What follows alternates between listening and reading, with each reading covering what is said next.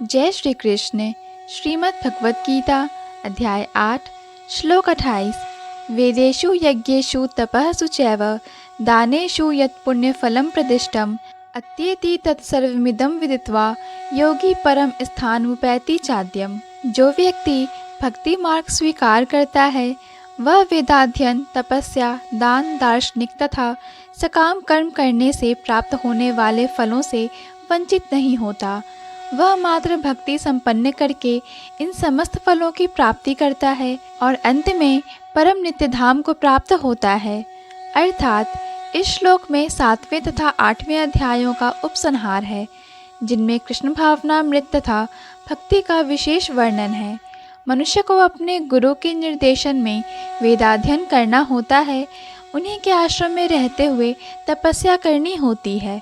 ब्रह्मचारी को गुरु के घर में एक दास की भांति रहना पड़ता है और द्वार द्वार भिक्षा मांगकर गुरु के पास लाना होता है।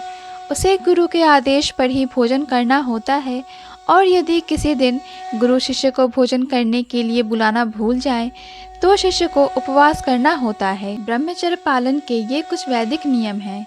अपने गुरु के आश्रम में जब छात्र 5 से 20 वर्ष तक वेदों का अध्ययन कर लेता है तो वह परम चरित्रवान बन जाता है।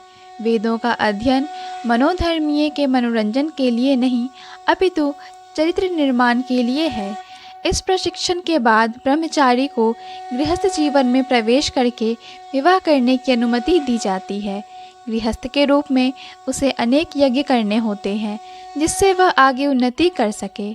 उसे देश, काल तथा पात्र के अनुसार तथा सात्विक, राजसिक तथा तामसिक दान में अंतर करते हुए दान देना होता है, जैसा कि भगवत गीता में वर्णित है। गृहस्थ जीवन के बाद वानप्रस्थ आश्रम ग्रहण करना पड़ता है, जिसमें उसे जंगल में रहते हुए वृक्ष की छाल पहनकर तथा शौर कर्म आदि किए बिना कठिन तपस्या करनी होती है। इस प्रकार मनुष्य ब्रह्मचर्य, गृहस्थ, वानप्रस्थ तथा अंत में संन्यास आश्रम का पालन करते हुए जीवन की सिद्धावस्था को प्राप्त होता है। तब इनमें से कुछ स्वर्गलोक को जाते हैं और यदि वे और अधिक उन्नति करते हैं तो अधिक उच्च लोकों को या तो निर्विशेष ब्रह्म ज्योति को या वैकुंठ लोक को या कृष्ण लोक को जाते हैं। वैदिक ग्रंथों में इसी मार्ग की रूपरेखा प्राप्त होती है, किंतु कृष्ण भावनामृत की विशेषता यह है कि मनुष्य एक ही झटके में भक्ति करने के कारण मनुष्य जीवन के विभिन्न आश्रमों के अनुष्ठानों को पार कर जाता है।